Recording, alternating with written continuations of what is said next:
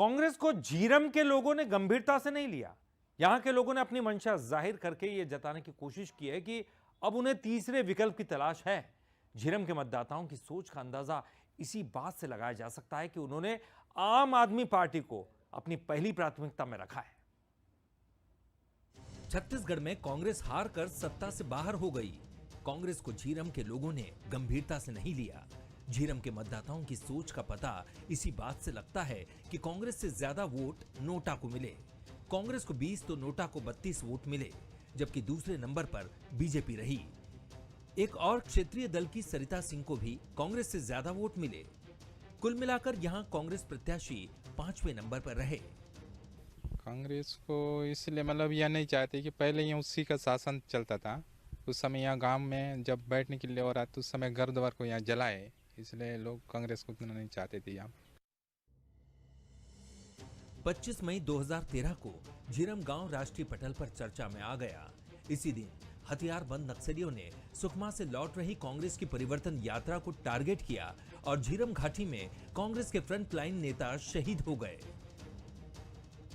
झीरम गांव सुकमा और बस्तर जिले की सरहद पर बसा है।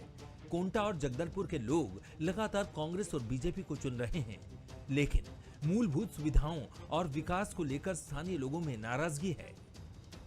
आंगनबाड़ी तो बन गया और बच्चे मन का व्यवस्था नहीं है, और फिर हमका पानी भी तकलीफ है। नला का पानी पीते हैं।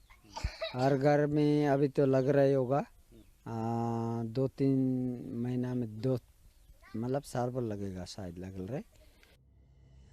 10 साल पहले झीरम में हुई घटना पर अब भी सियासी रोटियां सेकी जा रही हैं।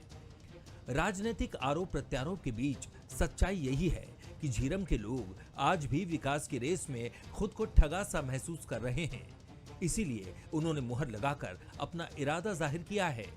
इस मसले पर अब कांग्रेस झीरम के लोगों के बीच जाकर जानकारी जुटाने की बात कह रही है। जो हमारे बस्तर के बड़े नेता थे, महेंद्र कर्मा जी, नंद कुमार पटेल जी और विद्याचरण शुक्ल जी और तमाम जो कांग्रेस के बड़े नेता थे, वहाँ उनके शहादत हुई थी। इसके बावजूद वहाँ के लोग हम लोगों को वोट नहीं दिए। क्या हम लोगों से कमी हो गई, इसको जाकर देखेंगे, समझेंगे और उनकी समस्याओं पे बात करेंगे। 242 नंबर के पोलिंग बूथ में झीरम के कुल 304 मतदाताओं ने ही वोट किया। इस गांव में 964 मतदाता हैं। यहां से आम आदमी पार्टी को 123, भाजपा को 53, नोटा को 32, आजाद पार्टी को 23 और कांग्रेस को महज 20 वोट मिले हैं। न केवल यहां कांग्रेस की शहादत को भुलाया गया, बल्कि पुरानी अदावत भी लोग अब तक नहीं भूले हैं।